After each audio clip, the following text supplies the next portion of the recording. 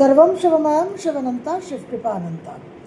आगामी 10 जुलाई गुरु पूर्णिमा तिथि उपलक्षे आमरा जे एकटु आलोचना शुरू करेছি সেই আলোচনাতে আমরা গত ভিডিওতে গুরু বাক্যম মহাবাক্যম নিয়ে আলোচনা করেছিলাম।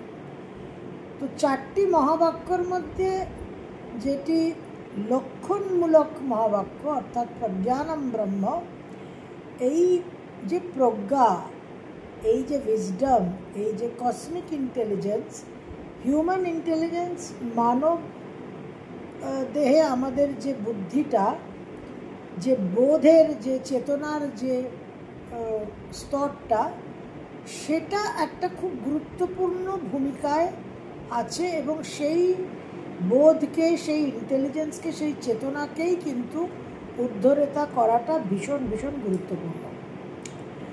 এবার গুরু পূর্ণিমাতে আমরা গুরুর কাছে, গুরুমণ্ডলার কাছে, সিদ্ধপুরুষদের কাছে, ইনফ্যাক্ট আমাদের পূর্বপুরুষদের কাছেও আমরা শক্তি, সুরক্ষা, নিরাপত্তার একটা প্রার্থনা করব।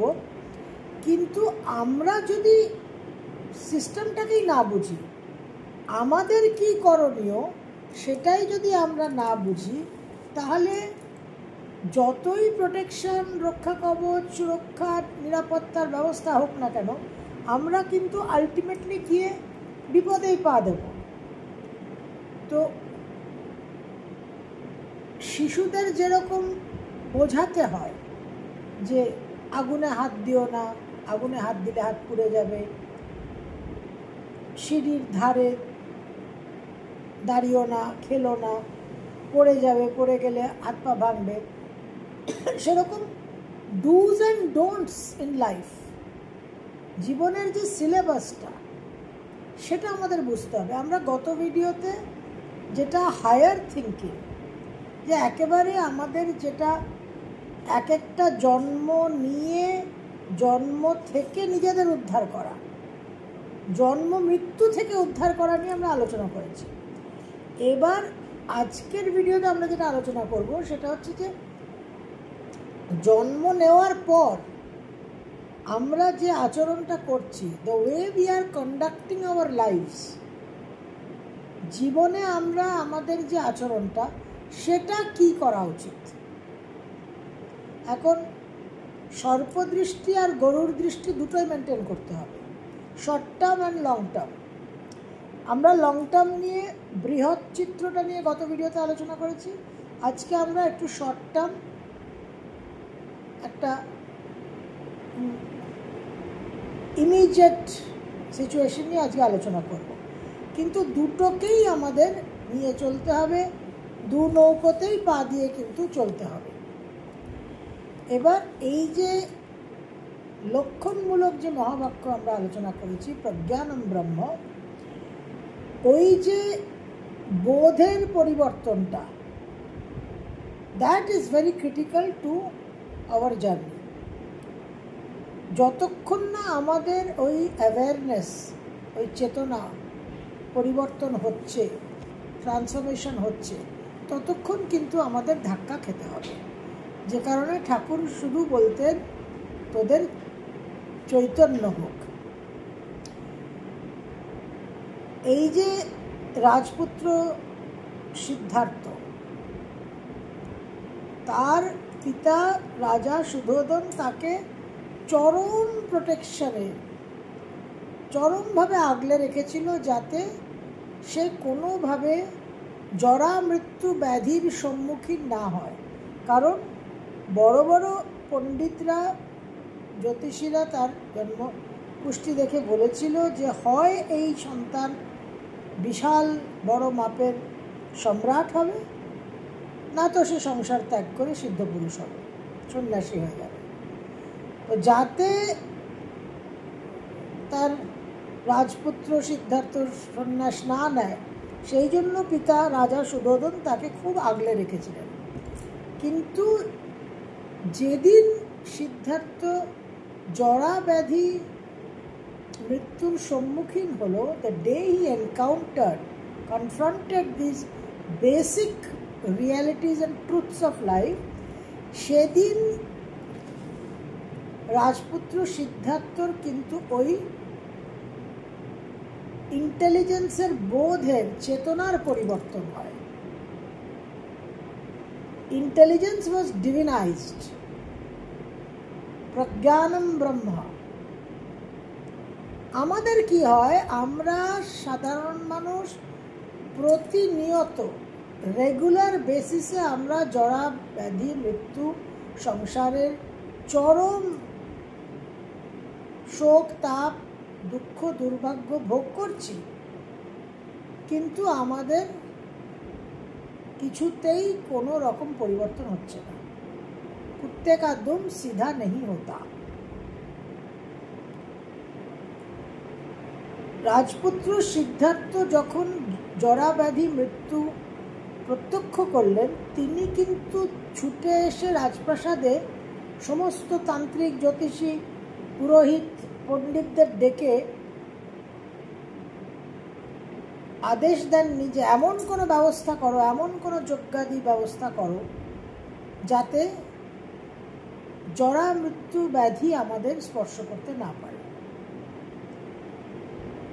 ইনস্টেড রাজপুত্র সিদ্ধার্থর মনের মধ্যে যে পরিবর্তনটা হলো, তার মধ্যে একটা সিকিং এনকোয়ারি তৈরি হলো, সে জিজ্ঞাসু তৈরি হলো। সে কিন্তু তর্ক করতে লাগলো না,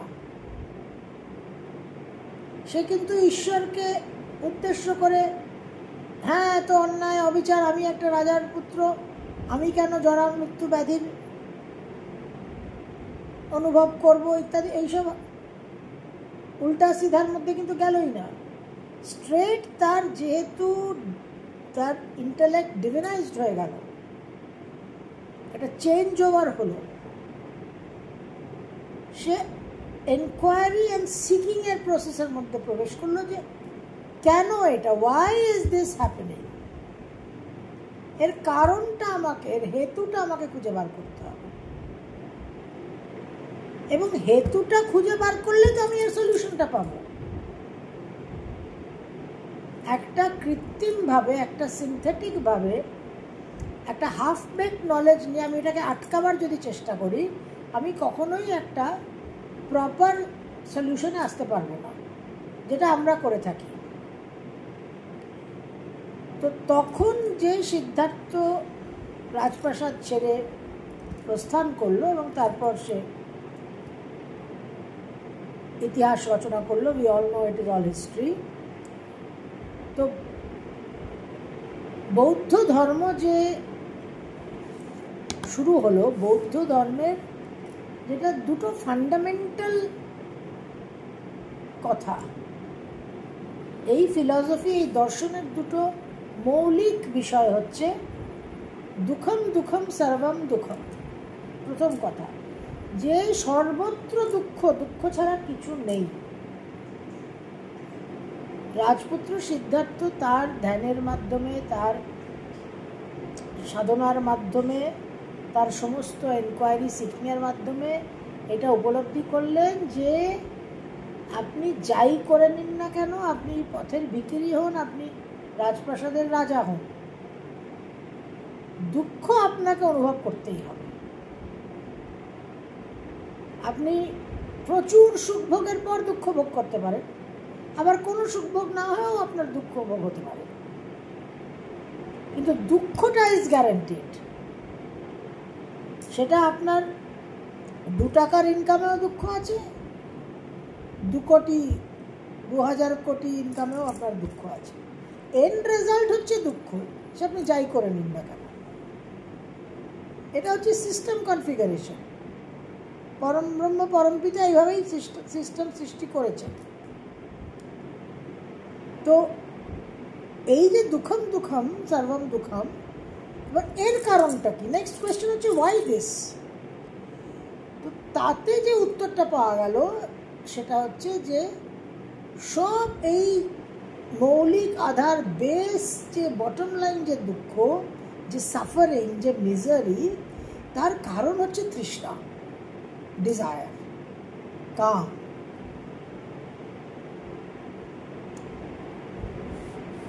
এবার মানব জন্মের যে আধার, হিউম্যান লাইফের বেসিস হচ্ছে 4 গোলস, 4টে লক্ষ্য, 4টে পুরুষার্থ: ধর্ম, অর্থ, কাম, মোক্ষ। এবার অর্থ আর কাম, এই যে দুটো পুরুষার্থ, এই দুটো পুরুষার্থকে কেন্দ্র করে আমাদের জীবন চলা। যে জীবনকে অর্থপ্রদ করতে হবে, সে অর্থপ্রদ করাটা সম্পদেরও অর্থ, আবার অন্যান্যভাবেও আমাদের জীবনকে ভ্যালিউ এডিশন করা, এবং সমস্ত কামনা বাসনাকে চরিতার্থ করা, উইশ ফুলফিলমেন্ট। তো এই যে দুটো বিষয়, এই দুটো বিষয়ের মধ্যে যে সিস্টেমটা আছে, সেই সিস্টেমটাকে বুঝতে হবে। যে কাম বাসনা ফুলফিল করতে গিয়ে আমরা এন্ড রেজাল্ট সবসময় দুঃখ ভোগ করছি, that is the end result. এবং যাই জীবনে অর্থ অর্জন হোক না কেন, জীবন যতই অর্থপ্রদ হোক না কেন, এন্ড রেজাল্ট সেখানেও একটা অসন্তোষ, একটা দুঃখ। তাহলে এই সমস্যার সমাধান কি করে হবে? How are we going to solve this problem? তাহলে একদিকে হচ্ছে এই বৌদ্ধ ধর্মের দুটো ফাইন্ডিং, দুঃখম দুঃখম সর্বম দুঃখম আর তৃষ্ণা, ডিজায়ার। আরেকদিকে আমাদের সনাতন ধর্মের 4টে পুরুষার্থ। এখন বহু ক্ষেত্রে, বহু আলোচনায়, বহু তর্কসভায় এটা বলা হয় যে বৌদ্ধ ধর্ম আমাদের হিন্দু সনাতন ধর্মের কিছু বাড়াবাড়িকে, কিছু এক্সট্রিম অ্যাক্টিভিটিসকে দমন করার জন্য একটা রিবেলাস একটা আউটকাম। সেটা হয়তো কিছুটা ঠিক, আমি সেইভাবে কোনো স্কলারলি বক্তব্য রাখতে চাই না, কিন্তু আমার যেটা আন্ডারস্ট্যান্ডিং সেটা আপনাদের সঙ্গে শেয়ার করছি। যে এই বৌদ্ধ ধর্মের এই দুটো বিষয় আমাদের সনাতন ধর্মের সঙ্গে মার্জ করে, ব্লেন্ড করে কিন্তু আমরা একটা বিশেষ সলিউশন পাই। তাহলে গত লাস্ট ভিডিওতে আমরা যেখানে শেষ করেছিলাম, সেখানে আমরা একটা ওই আলম প্রত্যয় শব্দটা ব্যবহার করেছিলাম।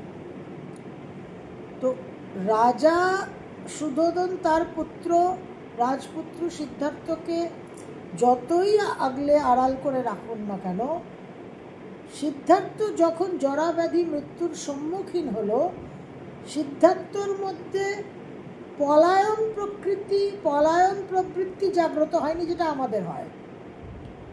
আমরা সবসময় আমাদের এসকেপিস্ট মাইন্ডসেটটা অ্যাক্টিভ হয়ে যায়। রাজপুত্র সিদ্ধার্থর মধ্যে আলম প্রত্যয় জাগ্রত হয়েছিল যে enough is enough, this cannot be tolerated anymore, এর একটা বিহিত করতেই হবে। কেন এটা জানতে হবে। তো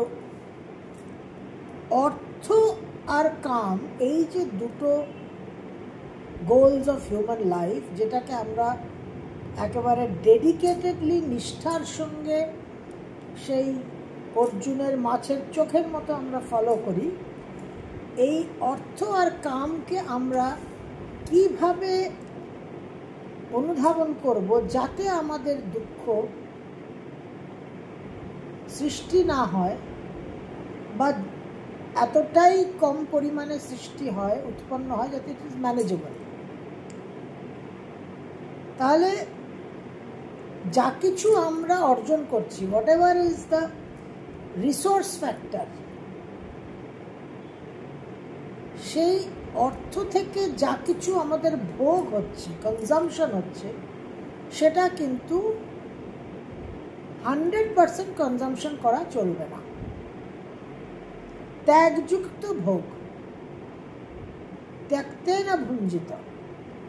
যখনই আপনার ভোগ ত্যাগযুক্ত ভোগ হবে, তখন সেই ভোগ আর করাপ্ট বা কন্টামিনেটেড বা অশুদ্ধ হলো না, এবং সেই ভোগ থেকে আপনার দুঃখ উৎপন্ন হবে না। এজন্য শাস্ত্র বলছে আপনার যা উপার্জন তার 10% স্ট্রেট অ্যাওয়ে চ্যারিটি, দান। এটা পরম ব্রহ্ম পরম পিতার যে ফাইন্যান্স মিনিস্টার, তিনি এটাকে সেট করে রেখে দিয়েছেন এই লেভেলটা। এবং কাম পুরুষার্থ, যে আমার সমস্ত ডিজায়ার্স, এবার কাম আর অর্থ কিন্তু ইন্টারমিঙ্গল করবে, ব্লেন্ড করবে। কারণ আমার জীবনকে অর্থপ্রদ করতে হলে আমার ডিজায়ারই তো হবে। আমার জীবনে আমার যা কিছু আমি অর্জন করতে চাই, যা কিছু আমার রিসোর্স চাই, আমি যদি খুব সিম্পলি এটাকে ফিনান্স ধরি, অর্থকে যদি আমি সিম্পলি কারেন্সি মানি ধরি, তাহলে সেটা তো আমার চাওয়ার জায়গা, ইট ইজ আ ডিজায়ার। তো সেখানে একটা ওভারল্যাপিং তো অবশ্যই আছে। এবার আমরা যদি ইন জেনারেল কামনা বাসনা ডিজায়ারকে দেখি, তাহলে এই প্রিন্সিপালটা, এই সিস্টেমটা ফলো করতে হবে। ইন্টেলেক্টকে, মনকে, বোধকে সেইভাবে ডিভিনাইজ করতে হবে, চেতনাকে দিব্য চেতনায় নিয়ে যেতে হবে, যাতে সমস্ত কামনা বাসনা চরিতার্থ হলেও সেখানে যে আমাদের একটা আসক্তি তৈরি হয়, যেটা কামনা বাসনার ইনহেরেন্ট কোয়ালিটি, রক্তবীজ। এক বিন্দু রক্ত মাটিতে পড়লে শত সহস্র কোটি রক্তবীজ নতুন করে জন্মাচ্ছে। এই অ্যালগোরিদমকে ব্রেক করতে হবে, যে কামনা বাসনা আমার মনের মধ্যে তৈরি হয়েছে, আমি সেটাকে চরিতার্থ করছি, কিন্তু আমি সেখানে আটকে থাকছি না, এন্ট্যাঙ্গলমেন্ট হচ্ছে না, যেটা অবতারদের হয়। ভগবান যখন অবতার হয়ে আসেন, যখন তিনি শ্রীরাম রূপে এসেছিলেন, যখন তিনি ভগবান শ্রীকৃষ্ণ রূপে এসেছিলেন, এবং যারা জীবনমুক্ত সিদ্ধ পুরুষ, তারা সংসারের সব কিছুর মধ্যে তাদের অংশগ্রহণ আছে, তাদের পার্টিসিপেশন আছে, সর্বঘটে কাটালি কলা, কিন্তু they are not stuck anywhere, non entanglement. তাহলে এই নন এন্ট্যাঙ্গলমেন্টের জায়গাটা ইজ ভেরি ট্রিকি। কারণ মন চন্দ্র সারাক্ষণ বলবে যে থাকো থাকো থাকো, গেট স্টাক। মনের যে দুটো সহচর, রাহু আর Ketu, nodes of the moon,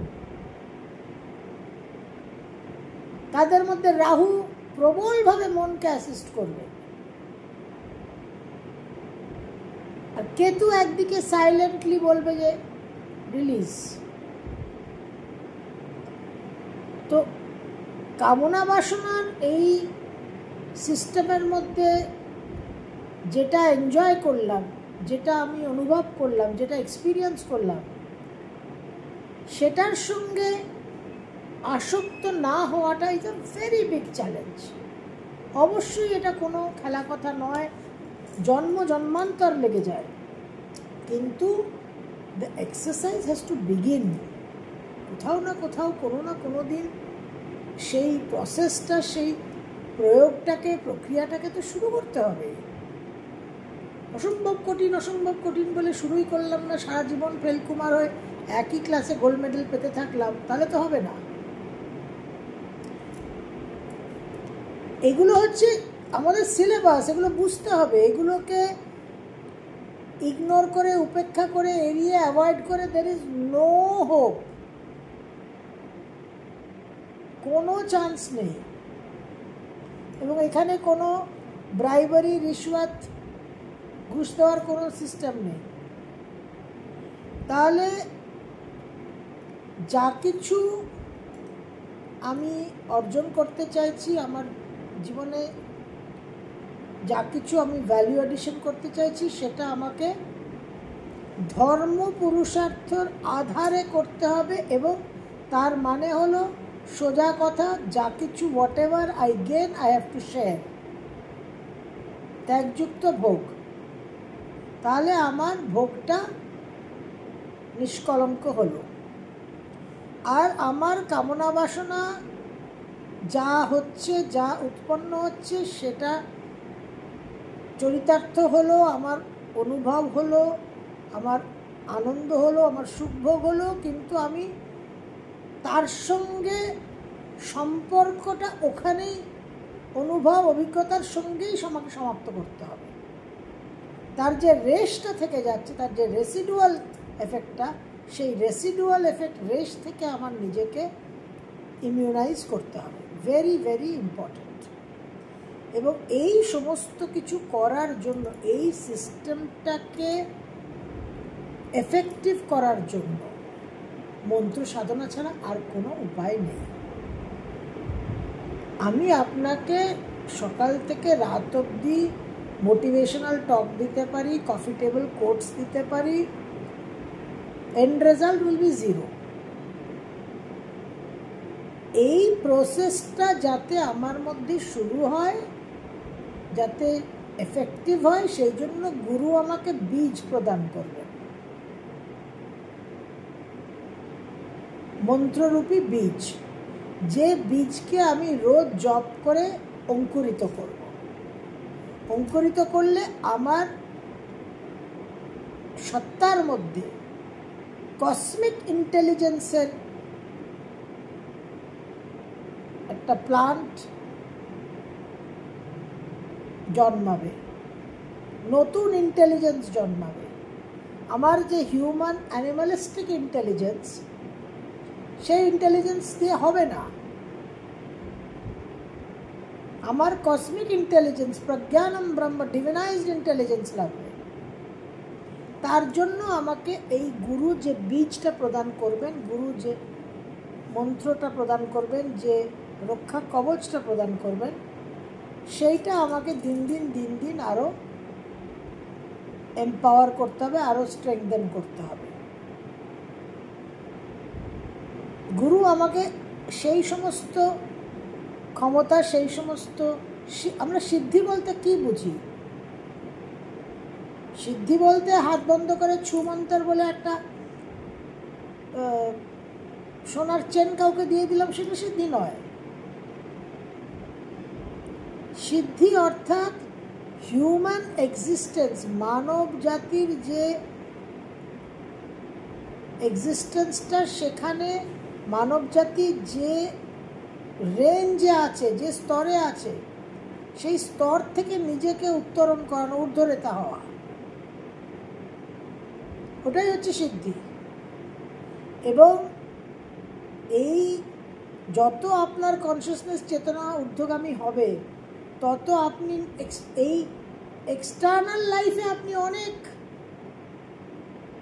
কিছু এক্সপিরিয়েন্স করবেন, আপনি আনডিনায়েবল হয়ে যাবেন, আপনাকে কেউ অস্বীকার করতে পারবে না। অদ্ভুত অদ্ভুত আপনার জীবনে ঘটনা ঘটবে। তখন আপনি বুঝবেন যে ইয়েস, আপনার ইন্টেলেক্ট ডিভিনাইজড হচ্ছে, প্রজ্ঞানম ব্রহ্ম আপনার জীবনে অ্যাক্টিভ হয়েছে।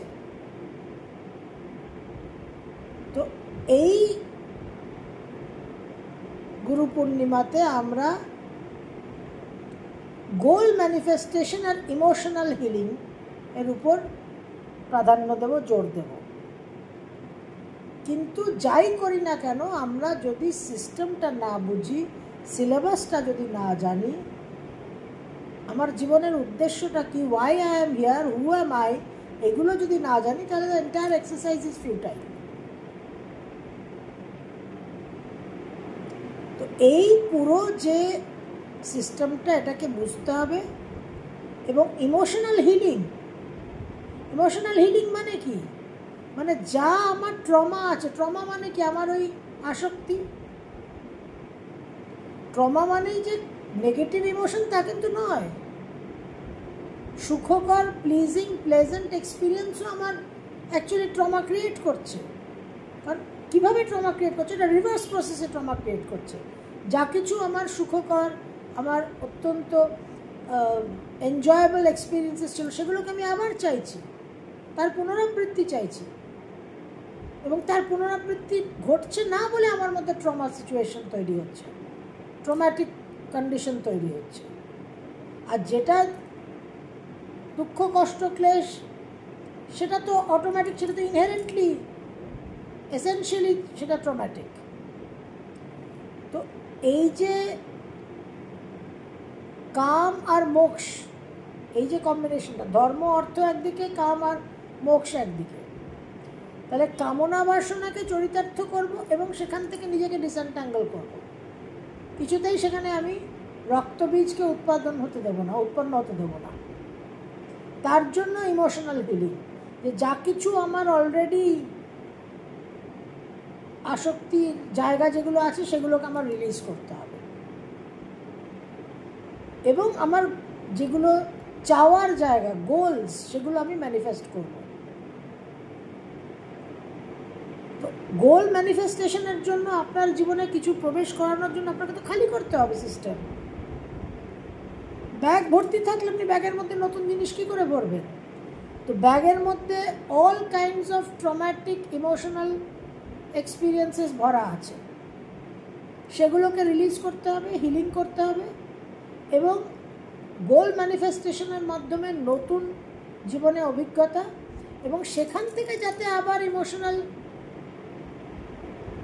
ব্যাগেজ না তৈরি হয় সেটাকেও কিন্তু আমাদের দেখতে হবে। তো প্রসেস সিম্পল ইয়েট কমপ্লিকেটেড, কিন্তু এই প্রসেসকে অগ্রাহ্য করে, অবজ্ঞা করে, অস্বীকার করে there is no way out।